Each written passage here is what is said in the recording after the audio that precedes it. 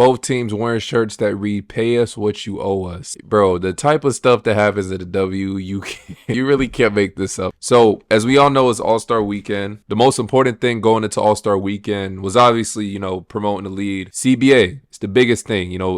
This is where they're supposed to have their meetings. It's been discussed prior that they're going to have their meetings, but based on what's been happening, I don't think the meetings went well, and the players decided to do this.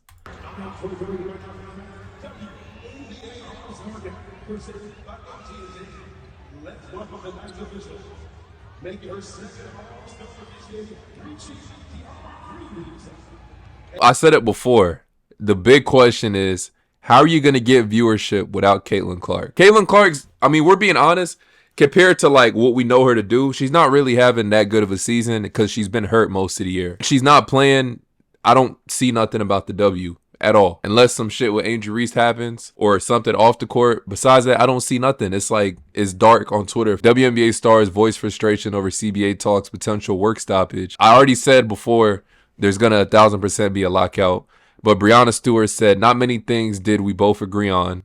Asia Wilson said, I pray that we're not getting to the point because we don't deserve that. You know how I know there's going to be a lockout 1,000%? Fee responded to this tweet, and her husband, they said her husband just announced on stream that the unrivaled finals bonus for each player is up to 100K. She responded with the money sign. Now, I said it before. I said, yo, you have players within your own lead that started their own lead. There's no way you're going to come to, how are you going to come to an agreement if players with if some of the top players in your own lead went ahead and started their own lead, have investors in their own lead, you really think they're going to sit in a meeting and come to some type of agreement? Like I said, it just doesn't make sense. So I think there's going to be a lockout. 1,000%. If I had to guess it, I think there's going to be a lockout. But if you're responding to tweets like this during All-Star Weekend, like, come on, dog. What do you think was really going to happen in those CBA meetings? It says the get-in price for the WNBA All-Star game in Indianapolis has dropped 48%. That's crazy as hell. I ain't gonna lie. It got so bad, Cathy spoke. This is what she said.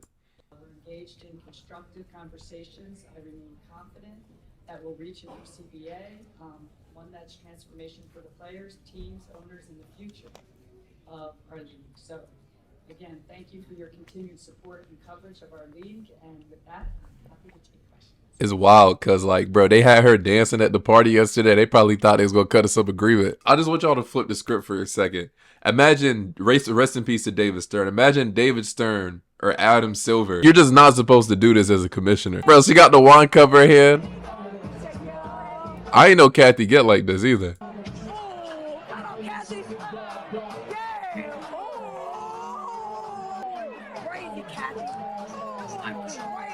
She was gassing her head up. Yo, you going crazy, Cathy, thinking that CBA was going through. Cathy was like, hey, yo, I'm drunk, but I ain't forget. You motherfuckers not getting paid. She came to her senses during that meeting.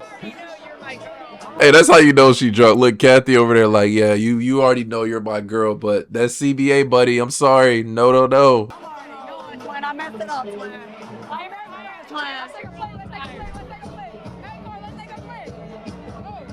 She said, I messed it up, twin, to the commissioner. This is the most unserious lead in history. Can't make this up. Hey, girl, you a poker pack now. Hey, never forget it. Percent of WNBA scenarios get funnier when you put it in NBA perspective. Someone said this is going to be Adam Silver, Anthony Edwards 100%. Like, what in the world? No. Yo, just imagine Adam Silver was doing this. Yo, that's crazy.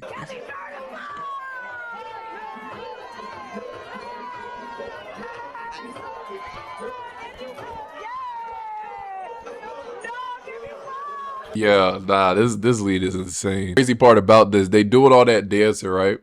She's Courtney Williams on the WNBA CBA meetings today in Indiana. That CBA meeting stressed me out. I got to get my energy back together. I got to go to the room and get me a shot or something. Yo, you can't make this shit up, bro. Yeah. No, I got to go to the room and get me a shot. No, like, I'm not going to lie, bro. That CBA meeting is so much information, bro. You good. I'm glad you went, though, friend. Thank you. Thank you for representing us. I definitely had to I wanted to go, but, I had to hold it down for you us. had to hold down the strain. But just being in there, oh my goodness, bro. It was like, it's just so much that, like, that come into play when you, like, really you gotta think. I ain't gonna lie, it was just so informative. But you know how like you just feel like I don't know. I just feel like I just didn't know enough. So I like majority of the time in the meeting, I kind of just had to sit and really just listen and try and like digest what's really going on. You know. Bro, they about to go into lockout, bro. They asked Angel Reese about it. It said Angel Reese has some things to say. This is what Angel Reese said about the negotiation. These players are sitting at me, Paige, Kiki, and Sonya. We're sitting right next to each other and knowing like they show us the numbers from 26, 27. They don't show you the 30 and 30, 31. And my mom told me when I was younger, like they'll show you the money here, but what about the longevity of it? The players that are coming after us. Next year's players. So I think it's really important right now. Obviously, women's basketball is skyrocketing, and it's important for us to get what we want now, but not just now, but for the future as well. And it's really nice to have vets that may not be playing for 10 more years, but they are speaking for us because they know how important it is right now.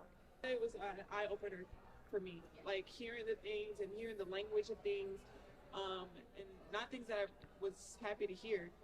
It was disrespectful to things that we were sent back, the proposal that we were sent back, and knowing that like this is for the next generation. Like it's important to be able to be vocal. If I sit back, it looks like I don't care. Like, and I know my voice and I know my platform. You love it or you hate it. I know it gets views. So I just know that I have to be a vocal. I have to sit at that table one day. But I right now we have great leaders. Now nobody knows what the proposal was, but I mean it was enough to make players leave and not even attend us. Like some players didn't attend the All-Star game. They said Satu, she left. They said she left. I think someone said the water bottle is not even there. So it was enough for people not to go. The WNBA is skyrocketing. I think the next big wave of players will be like Olivia Miles, Juju Watkins, what's that girl's name? Hannah Hildigo, sorry. Hannah Hildigo. I don't know if I said her last name right. So if I said it wrong, apologies. But that's kind of like the next generation of players. That's cool. They're talented, but like I said, the important thing is you don't get paid if nobody watching comes to the games. You know what I'm saying? So how y'all gonna maintain that? That's the most important thing. If you can't maintain that, you really don't have a lot of leverage on the table. This is what Caitlin Clark said about it. Where does your W salary stack up against your deals with State Farm, Gatorade, Nike? That's a good question. Honestly, I feel like that's where we're really fortunate is that we have those other deals. And I think that's one of the things that we're in the room fighting for, like Fee said, is, we should be paid more, and hopefully that's the case moving forward as the league continues to grow. I think that's something that's probably the most important thing that we're in the room advocating about. Caitlin, she's obviously a selfless person. I don't think she's not too worried about her WNBA salary. She's already set for life. She's cool. Like, so she's not really tripping on it.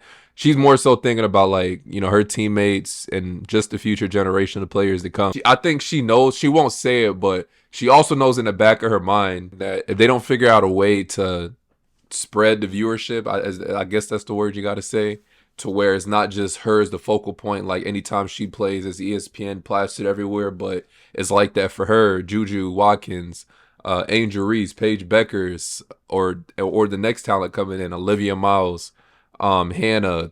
There was some French girl who just dunked, like I don't know if y'all saw that. She's well above the rim. You see what I mean? Coming in, who are talented players.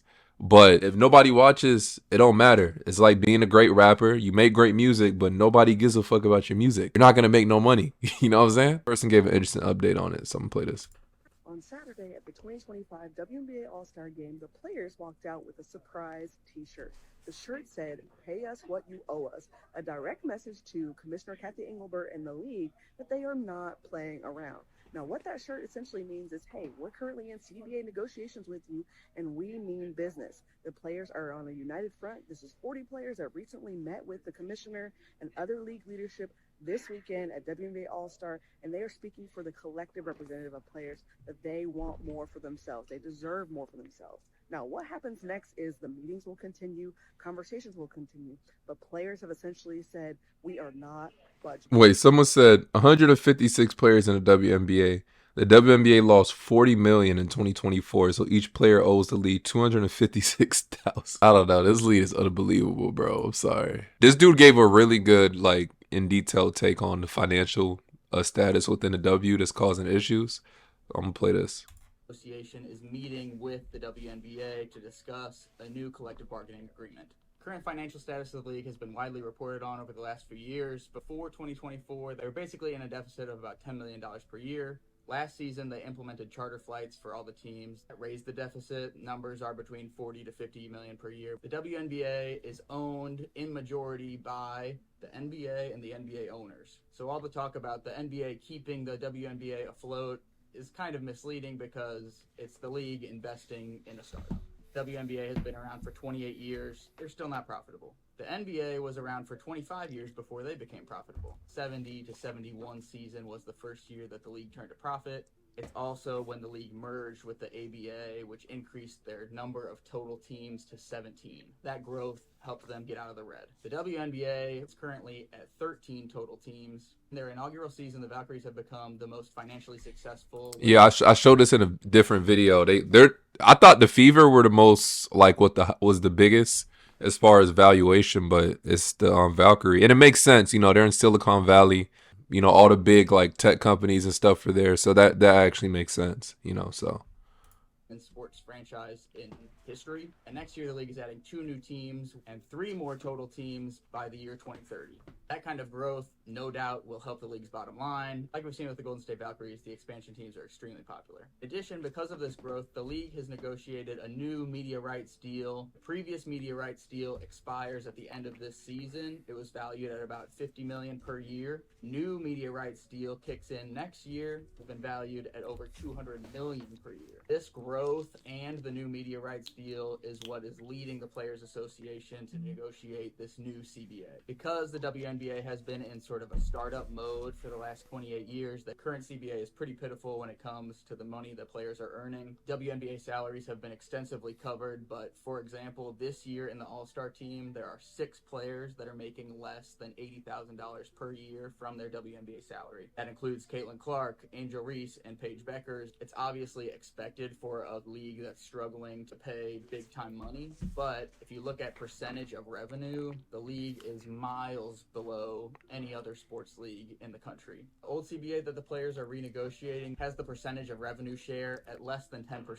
To put that in perspective, for the NHL, the NBA, or the NFL, those leagues are all at 48% revenue share with the players or more.